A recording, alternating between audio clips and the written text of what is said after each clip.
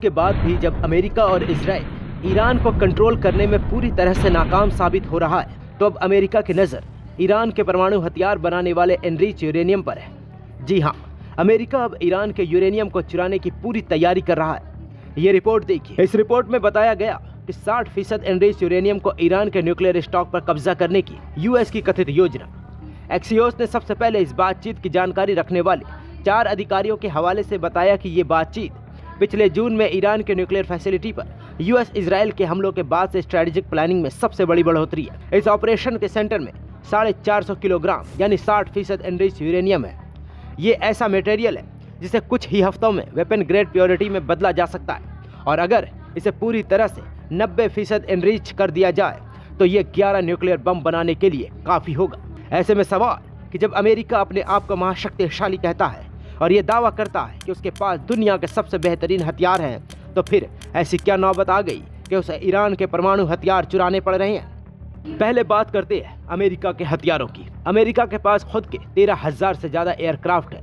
Aircraft carrier की बात करें तो 11 है, जो दुनिया में सबसे ज़्यादा है। सबमरीन की बात करें तो 70 न्यूक्लियर पावर सबमरीन है। न्यूक्लियर वेपन की बात करें तो 52,000 है। यानी जो अपने आप को महाशक्तिशाली कहता है वो ईरान से किस तरह से पिट रहा है। रिपोर्ट के मुताबिक अमेरिका के पास एक्टिव मिलिट्री 13 लाख है जो इस वक्त मौजूद है। रिजर्व फोर्स की बात करें तो वो लगभग 8 लाख के करीब है। वहीं डिफेंस बजट की बात करें तो दुनिया में सबसे ज़्यादा है, जो कई देशों के जीडीपी से भी कहीं ज़्यादा है। अब चलिए बात करते हैं ईरान की। ईरान के पास दुनिया की सबसे बड़ी और सक्रिय सैन्य शक्तियों में से एक है, जिसमें कुल लगभग 10 लाख सैनिक शामिल है।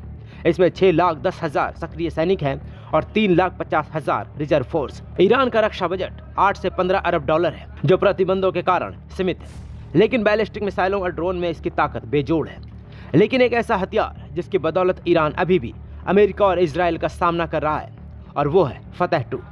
कहा जा रहा है कि यह वही मिसाइल है जिसने खाड़ी देशों के अमेरिकी सैन्य अड्डों को खूब नुकसान पहुंचाया। ये एक बैलिस्टिक और हाइपरसोनिक मिसाइल का कॉम्बिनेशन है। ये दोनों खूबियां इस मिसाइल को काफ़ी खतरनाक बनाती है। फतह शब्द को देखिए तो फारसी में इसका मतलब विजेता, फतह करने वाला होता है। बीते कुछ सालों में ईरान ने अपने मिसाइल तकनीक पर काफ़ी मेहनत किया।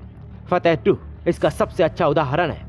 ये एक हाइपरसोनिक बैलिस्टिक मिसाइल है, यानी इसकी रफ्तार मैक 5 1 मैक बराबर 1234 किलोमीटर प्रति घंटा होता है, यानी उससे भी अधिक हो सकती है। ईरान फतह 2 की रेंज 2000 किलोमीटर से ज़्यादा बताई जाती है।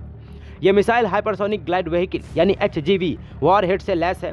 ये खास तकनीक है जिसमें मिसाइल ग्लाइड यानी ऊपर लगे पंखों को मूव करके उड़ान के दौरान अपना रास्ता बदल सकता है। फतह 2 के अलावा ईरान के पास खैबर शकन, खुर्रम शहर और सेजल जैसे बैलिस्टिक मिसाइल है, जो लगातार अमेरिका और इजराइल के खिलाफ इसका इस्तेमाल भी कर रहा है।